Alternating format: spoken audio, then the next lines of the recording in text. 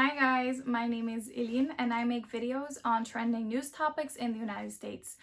I'm also open to suggestions, so if you have any requests on a video topic, please leave your feedback or your requests in the commentary section below. That being said, thanks for watching, welcome back to my channel, and please don't forget to subscribe.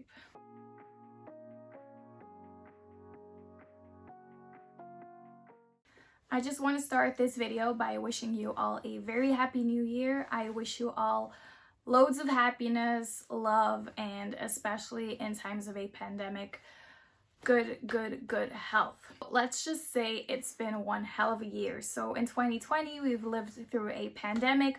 We've witnessed one of the most historical presidential elections in history, and everything that has happened in 2020 will have a major impact on 2021 as well. So one of the things, or one of the events that started out in 2020 is the Senate elections, which was on the same day as the presidential elections on November 4th. So on November 4th, Americans did not only have to elect who they wanted to represent them as a president, but they also needed to select the person or the different people who would be their representation in the United States Senate. Because the initial Senate elections in the state of Georgia did not have a specific outcome back in November, runoff elections are being organized on January 5th in order to have a clear winner out of those elections who will become senator. As the Georgia runoff elections are planned to go on January 5th of this year, I wanted to dedicate the first video of this year to an historic event that will actually decide the balance between Democrats and Republicans in the United States Senate. United States senators serve for a 5 to 6 year term. However, the terms are divided in a manner so that every 2 years, 1/3 of the seats in Senate are up for election. And this is actually what happened on November 4th. So United States citizens had to go out and vote for that 1/3 of the seats of representation in the Senate. When it comes to election of a senator in general, first, a primary selection or election is held in order for the American citizens to select their preferred candidate for their political party. The outcome of that primary election will decide which candidate will be up for election for the either the Republican Party or the Democratic Party. And a couple of months after the primary election, people have to go out in the general election for the seat in the Senate with the winners of the primary election on the ballot. In most of the states, the winner of the Senate election is the one or the candidate who received the plurality vote. However, there are some states in the United States that work with a runoff system in case the person who did receive the plurality vote did not get the majority vote. Just to clarify the difference between a plurality vote and a majority vote, I'm going to go a little deeper into what the difference is between those two in order to continue with the video later on. Plurality vote means that a candidate in a specific election or in a race against other candidates has received the most votes out of all the candidates. However, as explained in several states, a majority vote is needed as well. The majority vote is actually when a candidate wins, but he also needs to have more than 50% of the total of the votes. The runoff system in the state of Georgia was introduced in 1964 after a ruling of the Supreme Court that found that the election system in the state of Georgia was not in line with the Equal Protection Clause of the 14th Amendment of the United States Constitution. Based on the Equal Protection Clause of the 14th Amendment, the Supreme Court found that in the state of Georgia, votes that had been casted in smaller rural counties counted more heavily than votes that had been casted in urban jurisdictions. So that is why they introduced the runoff system in the state of Georgia. This implies that in case of an election outcome in the state of Georgia without a majority candidate, a head-to-head runoff election is organized in order to have a more explicit and more definitive outcome of that election.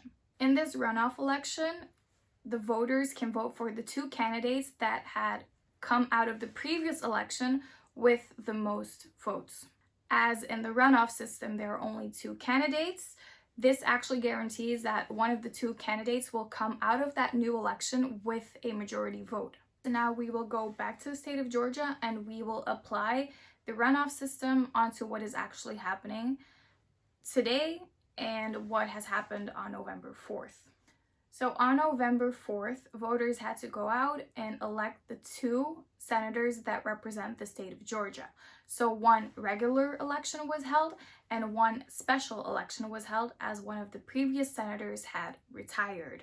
The November election was won by incumbent Republican Senator David Perdue with 49.7% of the votes, and his opponent, Democratic candidate Jon Ossoff, had lost the election with only a small margin because he had gained 47.9% of the votes. Looking at these numbers, we can see that Republican Senator David Perdue had won the plurality of the vote as he had won the most votes, but as there was a third party running for Georgia senator, he had not won the majority of the vote because he did not have the 50% of the votes. So now we're going to talk about the special election. So as established by Georgia state law, no primary election needed to be held for the special election of senator.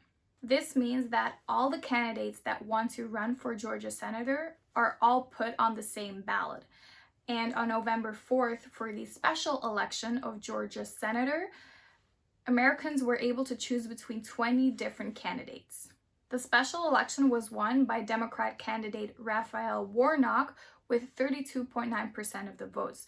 So this is actually the plurality, but again, he did not receive a majority. On the other side of the special election, we had the Republican candidate Kelly Loeffler, who received 25.9% of the votes. So as she came in second, this means that in the special election runoff on January 5th, Raphael Warnock and Kelly Loeffler will be fighting against each other. The Georgia runoff elections of January 5th, 2021 have a major significance as they will decide which party will have the leadership in the United States Senate. And because of that, both parties rely on really strong campaign messages. So on the one hand, we have the Republicans who actually compare the fight over Senate control to a fight against widespread socialism throughout the United States.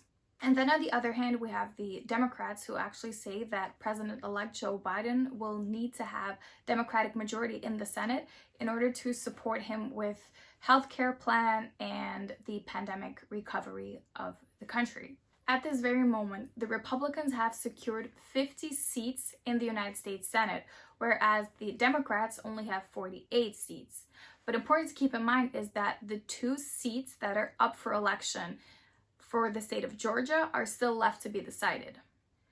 If the Georgia runoff elections would indeed result in two Democratic candidates winning the United States Senate seats, then we would be left with a tie. In that case, the United States Vice President, in this case Kamala Harris, would have the tie-breaking vote. On that note, I want to end my video for today. I want to thank all of you for watching. Please leave any comments in the commentary section below, any feedback, any improvements to be made, and I'll be happy to read them. And most importantly, please don't forget to subscribe to my channel. Thank you all. Bye.